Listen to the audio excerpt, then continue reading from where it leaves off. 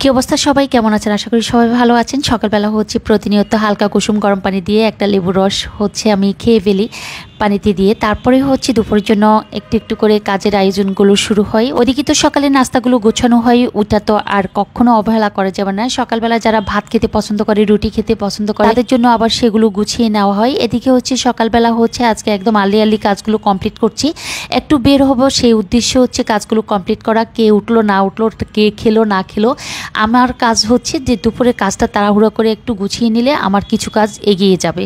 তো এই ধরনের পরিস্থিতি সব বাসায় হয়, আমার বাসায় হচ্ছে। যে এমন না যে আমি একা করছি, অনেকে এমনভাবে কাজ করে। লাইফস্টাইল যেহেতু শেয়ার করছি, তো মনের ভাবগুলো হচ্ছে সবার সাথে শেয়ার করা।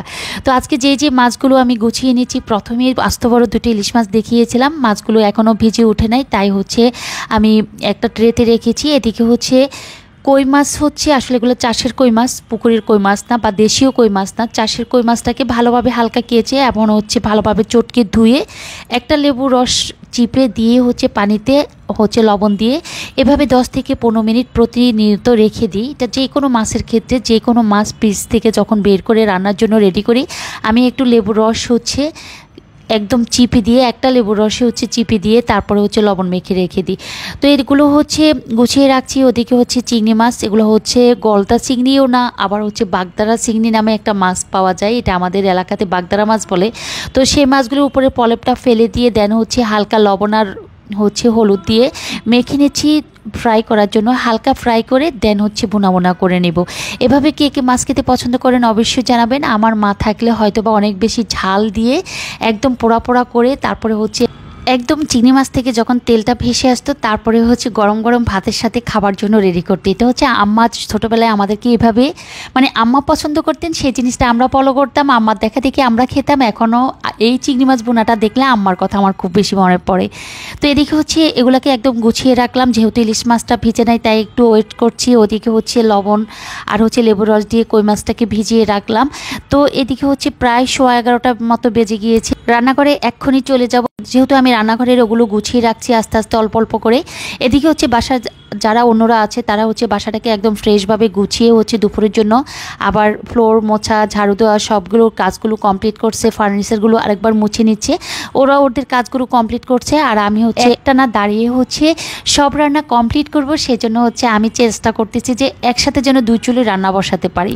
সবসময় আমার কাছে একটা কথাই মনে হয়, রান্নাটা একটা আর্ট, রান্নাটা একটা মনোযোগী জিনিস। যে জিনিসটা হচ্ছে মনোযোগ না থাকলে আপনার রান্না বলেন আর হেলামি বলেন বা অলসতা বলেন, যে আপনার যতই তাড়াতাড়ি করেন না কেন তাড়াতাড়ি হবে না যতক্ষণ পর্যন্ত না আপনি একটু সিস্টেম অনুযায়ী রান্নাটাকে গুছিয়ে নিতে পারবেন। আমার পাশে যতই হেল্পিং হ্যান্ড থাকুক, অনেকে আমার হেল্পিং হ্যান্ড নিয়ে অনেক সময় অনেক কথা বলেন যে আপু আপনি তো অনেক হেল্পিং হ্যান্ড, কেন রান্না করে যাচ্ছেন? একটা কথাই বলবো, হেল্পিং হ্যান্ড থাকুক না থাকুক, আপনার সংসার, আপনার রান্নাঘর বা আপনার সংসারের দায়িত্বটা যদি আপনি নিজ হাতে গুছিয়ে নিতে পারেন, সেই ক্ষেত্রে হচ্ছে আপনাকে একটু কেয়ারফুল থাকতে হবে, আপনাকে নিজে একটু শ্রম দিতে হবে। অবশ্যই আপনার প্রত্যেকটা কাজ অনেক বেশি রান্নাবান্না হলেও এগিয়ে যাবে বা শেষ হয়ে যাবে। আমি যে চিংড়ি মাছটার নামটা বললাম, সেই চিংড়ি মাছের নামের সাথে যদি কারো ডিস্ট্রিক্টের নামের সাথে মিলে যায় অবশ্যই আমাকে একটু জানাবেন। আর যদি অনেকে বলেন যে না এই চিংড়ি মাছটার নাম বাগদারা চিংড়ি মাছ না, তাহলে আপনার ডিস্ট্রিক্টে কী নামে চিনেন তাও জানাবেন। শাকগুলোকে ধুয়ে নিচ্ছি। এখন অনেকে হয়তো বা বলতে পারেন আপু আসলে আমরা এক একজনের দোষ ধরতে অভ্যস্ত, যেমন আমি আমার কথাই বলি যে কোনো কিছু খারাপ লাগলে অবশ্যই জিজ্ঞেস করি, তবে মনে কষ্ট দিয়ে না। এখন হয়তো বা অনেকে আমাকে বলতে পারেন যে আপু শাকগুলোকে কেন বেসিনে ধুয়েছেন? এই বেসিনে আমি শাক, মাছ, এভরিথিং সব কিছু আমি পরিষ্কার পরিচ্ছন্ন করি। ওই বেসিনটাতে আমি থালাবাটি পরিষ্কার করি, ধুয়ে নিই। তো থালাবাটি যদি খাবার জিনিসপত্র আমরা যদি বেসিনে পরিষ্কার পরিচ্ছন্ন করতে পারি, দেন শাক বা হচ্ছে মাছ, মাংস এগুলো ধোয়ার ব্যাপারটা নিয়ে সবাই কেন এতটা কথা আমি জানি না। আর আমার বেসিনগুলোকে আমি সব সময়, যেহেতু গিজারের লাইন দেওয়া আছে, আমি ভালোভাবে হচ্ছে একটু গরম পানি দিয়ে সাবান দিয়ে ধুয়ে পরিষ্কার করে তারপরে হচ্ছে আবার মাছ ধোয়া বলেন, মাংস ধোয়া বলেন, শাক ধোয়া বলেন, এভরিথিং তরকারি বলেন, সব কিছু হচ্ছে আমি এভাবে পানি জমিয়ে রেখে ঢেলে তারপরে হচ্ছে পরিষ্কার করে শাক বা যে কোনো তরকারি পরিষ্কার পরিচ্ছন্ন করে ধুয়ে রাখি। মাছটাকে কথায় কথায় ভুনা করে ফেললাম, সেটা হচ্ছে চিংড়ি মাছ ভুনা। তো চিংড়ি মাছ ভুনাটাকে এক চুলে দিয়ে দিলাম। ওদিকে হচ্ছে কই মাছটাকে ভালোভাবে ধুয়ে পরিষ্কার করে ঝাঁপিতে রেখে লবণ আর হলুদ দিয়ে হচ্ছে মাছটাকে ফ্রাই করে হালকা ফ্রাই করে নিচ্ছি। আর এদিকে হচ্ছে চিংড়ি মাছ ভুনাটা তো বললামই যে আমার মায়ের মতো করে না করতে পারলেও বাসার যেভাবে সবাই পছন্দ করে ওভাবে করার চেষ্টা করছি। আর এদিকে হচ্ছে এক চুলায় চিংড়ি মাছটা যেহেতু কমপ্লিট হয়ে গেছে, একটু জিরে গুঁড়ি আর একটু ধনিয়া পাতা দিয়ে হচ্ছে চিংড়ি মাছটা নামিয়ে ফেলেছি। আরও এক চুলায় হচ্ছে চিংড়ি মাছ দিয়ে হচ্ছে শাক রান্না করব, সেটা ছিল কলমির শাক। তো কলমির শাকটা চিংড়ি মাছ দিয়ে হচ্ছে একটু ঝোল ঝোল করে রান্না করব। আর যে কই মাছটা দেখলাম আর যে আলু কাটাটা দেখালাম, কই মাছ দিয়ে আলু দিয়ে টমেটো দিয়ে কাঁচামরিচ দিয়ে সুন্দর করে ভুনা ভুনা একটা ঝোলে নামিয়ে ফেলবো। আসলে আমরা বাঙালিরা যেভাবে রান্না করি না কেন, একটু স্বাদ হলে কিন্তু সবাই খেতে অনেক বেশি লাইক করি। তো আমি চেষ্টা করি সব সময় যে রান্নাটা যেন ভালো হয়, যে একদম যে 100% ভালো হবে সেটাও আমি বলবো না। আমি আমার মতো করে রান্না করার চেষ্টা করি। বাকিরা যারা খেতে বসে মনে করে যে না মোটামুটি ভালো লেগেছে, ভালো লাগছে, তখন আসলে ভালো লাগা কাজ করে। যেদিন একটু ভালো হয় না সেদিন তখন নিজেই বুঝতে পারি। খাবার টেবিলে যখন বলে যে আজকে এই জিনিসটা এইভাবে হলে ভালো হতো, তখন নিজেই উপলব্ধি করি যে আমার রান্নার সময় আমি মনে করেছি যে আজকে আমার রান্নাটি কমপ্লিট হয় নাই বা রান্নার সিস্টেমটি ভালো হয় নাই। যেমন আজকে রান্নাটায় একটা ভুল করেছি, হয়তো বা আপনারা এতক্ষণ পর্যন্ত খেয়াল করেছেন যে ভুলটা আমি করেছিলাম, একটু পরে শেয়ার করছি। এই দেখেন কত রান্না বান্না কমপ্লিট করার পর হচ্ছে বাজার সদাই নিয়ে আসলো। একদম 1টা থেকে 1:30 বেজে গিয়েছে। এই মুহূর্তে যদি বাজার সদাই আনে তখন আমার এদিকে রান্না কমপ্লিট করছি, ওদিকে বাজার সদাই নিয়ে এসেছে। বাজার সদাইয়ের কথা যদিও আমি কালকে বলেছিলাম, গতকালকে একদিন আগে হচ্ছে বাজার সদাইয়ের কথা বলে রাখি। তো সবসময় একবার বলে রাখি যে 12টার আগে পাঠালে বাজার সদাইটা তাহলে আমার জন্য অনেক বেশি হেল্পফুল হয়। কারণ যেমন এখন পুরো বাসাটা পরিষ্কার পরিচ্ছন্ন করা শেষ, যেমন রান্নাঘরটাও পর্যন্ত আমাদের ক্লিন করা শেষ, আমার রান্না কমপ্লিট। আর যদি 12টার আগে সদাইগুলো আনা হতো তাহলে যেহেতু যেমন ময়লা হয় বাজার সদাই যখন খোলা হয়, তখন এই জিনিসটা আমার আর হতো না। আর এমনিতে একটু খুঁতখুঁতে অভ্যাস থেকে আমি এই কাজটা করি। যদিও আজকে উনি বললো যে চাচা বললেন যে এই চাচাটা আমার কাছে কিন্তু আজকে 10 থেকে 12 বছর পর্যন্ত আমার বাসায় কিন্তু উনি একা সদাই আনে। সেই চাচা এখন পর্যন্ত আমার বাসার সদাইগুলো প্রত্যেকবার মাস শেষ বাজার সদাই নিয়ে আসে। চাচা বাসায় চিনেন, একদম আমার বাসার সদস্যর মতো।